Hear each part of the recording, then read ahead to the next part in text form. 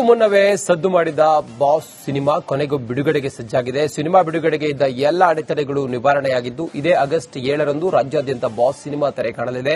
ಈ ಕುರಿತು ಒಂದು ವರದಿ ನೋಡ್ಕೊಂಡು ಬನ್ನಿ.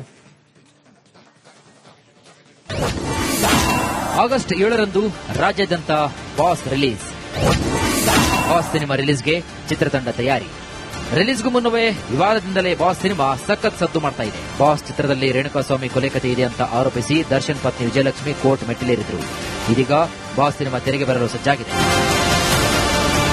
ಬಾಸ್ ಸಿನಿಮಾವನ್ನ ನಾಯಕ ತನುಷ್ ಶಿವಣ್ಣ ಹಾಗೂ ನಿರ್ದೇಶಕ ಲವ ಅವರ ಪಟ್ಟು ಬಿಡದೆ ಸಿನಿಮಾವನ್ನ ತೆರೆಗೆ ತರುತ್ತಿದ್ದಾರೆ.